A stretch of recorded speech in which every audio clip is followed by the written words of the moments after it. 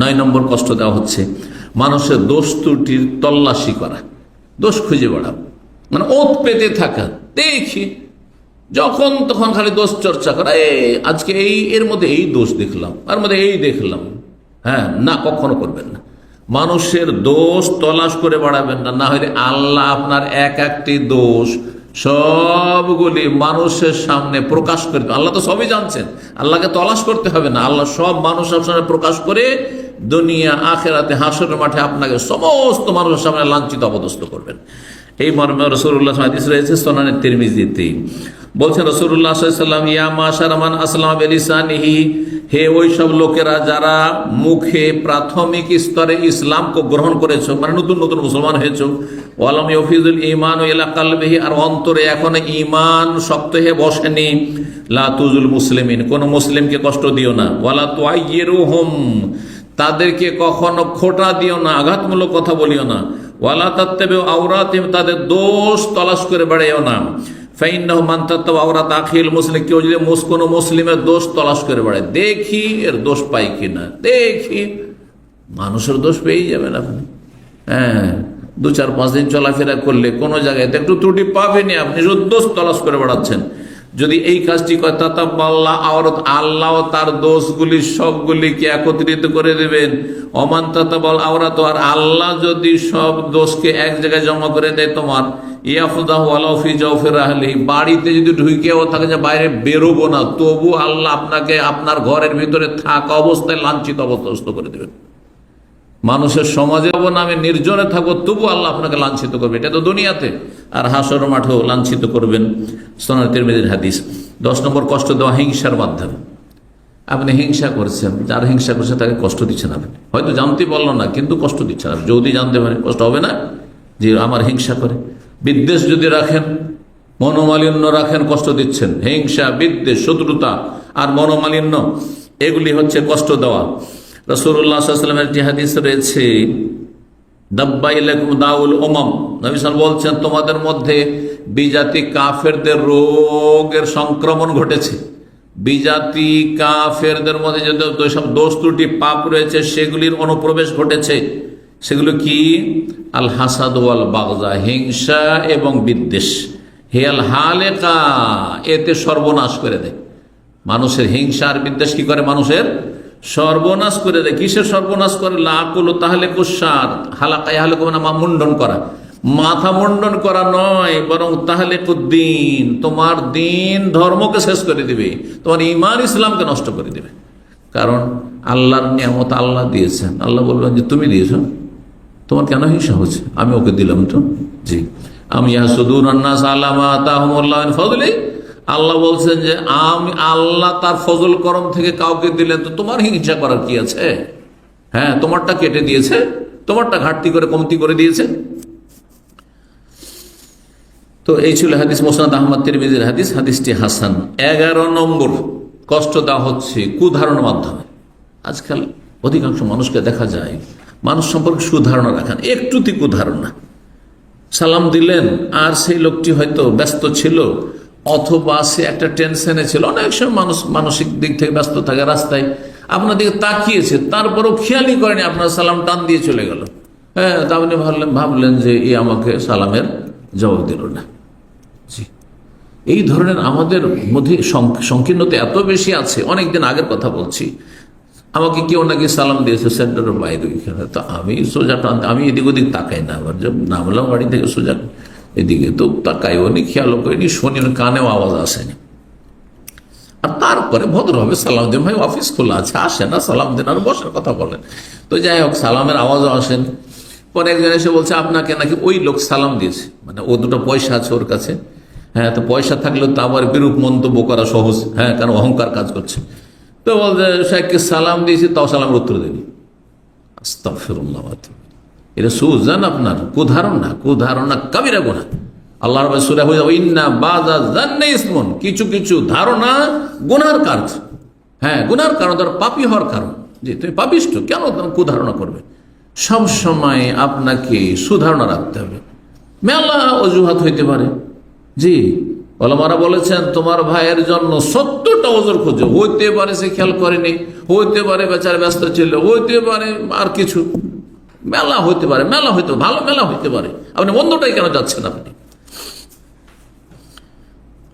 12 নম্বর কষ্ট দেওয়া, ধূমপান করার মাধ্যমে, জর্দা খাওয়ার মাধ্যমে, হ্যাঁ, মুখের গন্ধের মাধ্যমে। অনেকে দাঁত পরিষ্কার করে না, অনেকে কি করে না, দাঁত পরিষ্কার করে না, পাশে এসে বলে মুখ থেকে গন্ধ ছড়ায়।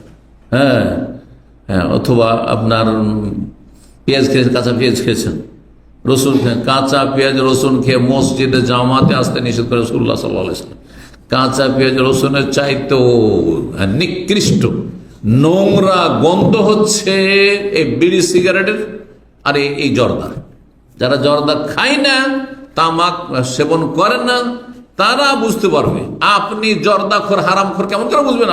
আপনি হারাম খাচ্ছেন, তো আপনার তো প্রকৃতি বিকৃত হয়ে গেছে। হ্যাঁ, আপনার স্বাদ, জিভার স্বাদ আর নাকের স্বাদ আপনার চেঞ্জ হয়ে গেছে, বিকৃত হয়ে গেছে, সেই জন্য বুঝতে পারছেন না যে এগুলো খারাপ।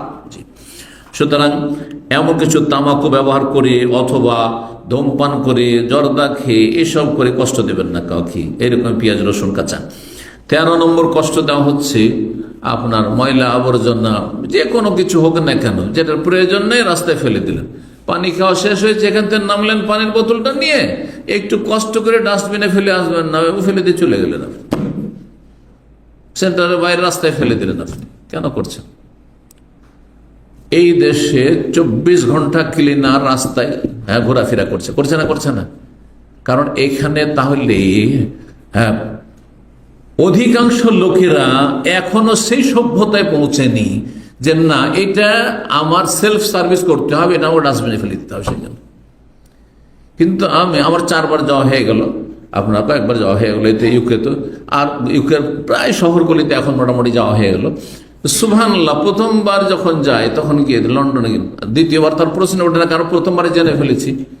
সারাদিন ঘুরছি, কোনো একটা ক্লিনার খুঁজে পাই না, কিন্তু রাস্তায় একটা টিস্যুও পড়ে নেই। তো আমি বললাম আমার সঙ্গীরা যারা ছিল ওখানকার, ওখানেই জন্ম, সিলেটের ভাইরা ছিল, তো আমি বললাম যে এইখানে কোনো ক্লিনার দেখি না যে, তো বলছি এখানে রাত্রে ক্লিনার আসবে, রাত্রে যখন লোকজন সবাই দোকানপাট বন্ধ করে চলে যাবে, তখন রাত 9টা 10টার পরে ক্লিনার আসবে, ফজরের আগে, ভোর হওয়ার আগে আগে সব ক্লিন করে চলে যাবে, আর সারাদিন কোনো ক্লিন নেই। তো সারাদিনে ময়লা আবর্জনা পড়ে না? না, এই দেশের মতো ময়লা আবর্জনা পড়ে না, আর ইন্ডিয়া বাংলাদেশের মতো নয় যে ময়লা আবর্জনা নোংরা হয়ে আছে, কিচ্ছু নেই, একটা কিচ্ছু পড়ে নেই। কারণ সবাই নিজ নিজ দায়িত্বে জানে যে এটা এখানে ফেলা চলবে না। এই নয় যে সব জায়গায় পুলিশ দাঁড়িয়ে আছে, অনেকে মনে করে যে ওই ফাইনের ভয়, পেনাল্টির ভয়। না না না, আমি তো করলাম, কোথাও দেখলাম আছে, আপনি ধরা খেয়ে যান তাহলে পেনাল্টি অবশ্যই আছে, জরিমানা আছে, কিন্তু ওইভাবে নেই। হ্যাঁ, যে সব জায়গাতে দাঁড়িয়ে আছে লোকেরা। তো কথা হচ্ছে, কিন্তু মানুষ এটা শিখে গেছে যে না, এটা মানবতা, যে আমার জিনিসটা, আমার ময়লা আবর্জনাটা আমি ফেলে দেবো, আমি নিজে ফেলে আসবো, যেখানে ফেলার জায়গা সেখানে ফেলে আসবো, যেখানে সেখানে ফেলবো না। দেখুন কিভাবে ময়লা, এই যে এখানে ক্লাসরুম থেকে চলে যাবে, দেখবেন যে বোতল পড়ে আছে, নাহলে কারো টিস্যু পড়ে আছে, নাহলে আর কিছু পড়ে আছে। আশ্চর্য কথা, কেন পড়ে থাকবে? আপনার জিনিস আপনি এখান থেকে উঠিয়ে নিয়ে গিয়ে, তো গেটের বাইরে তো আপনার ডাস্টবিন আছে, ওখানে ফেলে দেন আল্লাহর রাস্তা। এগুলো হচ্ছে কষ্ট দেওয়া। এটা যদি সিঁড়িতে ফেলা হয়, গ্যালারিতে ফেলা হয়, যেগুলোতে হাঁটছে, রাস্তাঘাটে ফেলা হয়, হ্যাঁ, কর্নিশে ফেলা হয়, আপনার বিচে, সমুদ্র বিচে, পার্কে ফেলা হয়, আর হচ্ছে কত ময়লা আবর্জনা হয়ে থাকছে। সকাল সকাল আমরা ভদ্র মানুষরা যদি দাড়িওয়ালা লোককে দেখতে চান আপনি বিচে, তাহলে সকালে চলে যাবেন। গত শনিবারে বাচ্চাদেরকে নিয়ে বিচে, শনিবারে সকালে, আমি সকাল ছাড়া সন্ধ্যায় যাই না, কারণ আজে বাজে লোকের সাথে বসা আমার জন্য অরুচিকর। তো সন্ধ্যাবেলায় পছন্দই করি না, কারণ সব রকম লোক থাকে সেখানে। সকালবেলা গিয়েছি, তো আমার ছেলেমেয়েরা বলছে সবাই যে সকালবেলা দাড়িওয়ালা ছাড়া অন্য খুঁজে পাওয়া যাবে না। সকালবেলা কর্নিশে, হ্যাঁ, মানে বিচে, সমুদ্র বিচে দাড়িওয়ালা ছাড়া অন্য কাউকে খুঁজে পাওয়া যাবে না। আরবরা আসলো, ওই দাড়িওয়ালা পরেশগার লোকেরা আসে, ভদ্র লোকেরা আসে, তো তাদের সাথে দেখা সাক্ষাৎ হইলো, মানুষের মতো কথাবার্তা হয়। কিন্তু সন্ধ্যাবেলা সব শ্রেণীর লোক, ওপর থেকে নিয়ে নিচ পর্যন্ত সব শ্রেণীর লোকেরা থাকে। তো এই জন্য কখনো আমি পছন্দ করি না যে কেউ বলবে যে চলেন একটু যাই ওইদিকে সন্ধ্যাবেলা বিচের দিকে, না, কখনো না, আমার এই অভ্যাসই নেই। বাচ্চাদের এটা অভ্যাস করাই না। তো কোনো জায়গায় কোনো কিছু ময়লা আবর্জনা ফেলে রাখা যেটা কষ্টের কারণ হইতে পারে। 14 নম্বর হচ্ছে ধার কর্জা নিয়ে আপনি নিরুপায় না, আপনার সংসার চলছে, আপনার কাজ চলছে, কিন্তু আপনি টালবাহানা করছে, দিব দিচ্ছি এই তো দিয়ে দেবো, এই তো দিয়ে দেবো না। নবী সাল্লাল্লাহু আলাইহি ওয়াসাল্লাম বলেছেন, মাতুলুল গানি যুলমুন, সচ্ছল ব্যক্তি যদি ধার কর্জা নিয়ে টালবাহানা করে, ওয়াদা খেলাফি করে, সময় মতো না দেয়, না চাইলে দেবেন না। আজকাল বাঙালি সমাজে আমার মনে হয় শতকরা একজনও পাবেন না যে মনে করে যে আমাকে নিজে থেকে দিয়ে দিতে হবে। আমাদের এখানকার ছাত্র, দুইজনই ছাত্র ছিল, একজন আরেকজনকে ধার দিয়েছে, যাকে তারপরে দেশে চলে গেছে বা দেশে গিয়ে ধার দিয়েছে, 2-3 বছর হয়ে গেছে দেয় না। তখন এই ছাত্র যে ধার দিয়েছে ওকে বলছে, সে নিজেই এসে শোনাচ্ছে ঘটনাটি, বলছে যে 3 বছর হয়ে গেল টাকাটা দিলেন না। তো বলছে আপনি তো চাননি। জি, আমাদের ছাত্রদের অবস্থা যদি এরকম হয়ে থাকে যারা দিন শিখে, তাহলে বাকি যারা দিন শিখে না তাদের দুর্দশা শেষ আছে, তাদের বদচরিত্রের শেষ আছে, আর তাদের আমানতের খেয়ানতের শেষ আছে। চিন্তা করুন আপনি, কারণ প্র্যাকটিসিং মুসলিম এখান থেকে তৈরি হয়। প্র্যাকটিসিং মুসলিম দিন শিখার মাধ্যমে তৈরি হয়, যারা যা শিখে আমল করার চেষ্টা করে। তা আমাদেরকে সংশোধন হইতে হবে আগে, তারপরে জাতিকে সংশোধন করে। কেন চাইবে? বরং আপনি বলবেন যে আমি টাইম বেঁধে দিলাম ভাই, 1 মাসের জন্য দিয়ে নিলাম, 1 মাসের ভিতরে দিয়ে দেবো।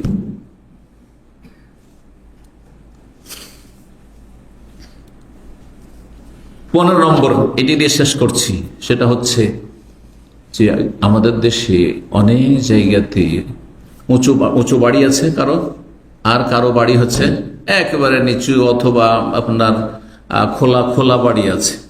এই উঁচা ছাদের ওপর থেকে অন্যের বাড়ির দিকে তাকাচ্ছে, অন্যের বাড়ির মহিলাদের তাকাচ্ছে, অন্য বাড়ির মেয়েদের তাকাচ্ছে। কোনো ব্যাপার না, এক ছাদ থেকে আর এক ছাদের ওপরে কে আছে, মহিলা পুরুষ কে আছে তাকাচ্ছে। এটা কোনো গুনাই নয় মনে হচ্ছে, এটা কোনো কষ্ট দেওয়াই নয় মনে হচ্ছে। হ্যাঁ, মেয়েরা মহিলারা গোসল করছে, হয়তো কথা পুকুরে গোসল করছে, নদীতে গোসল করছে, সব তাকাচ্ছে। কোনো ব্যাপার না, কষ্ট দেওয়া, এগুলো হারাম। এগুলো যেসব ঢেকে রাখার বস্তু, আবৃত রাখার বস্তু, পর্দা করার বস্তু, সেগুলির দিকে নজর দেওয়া হারাম।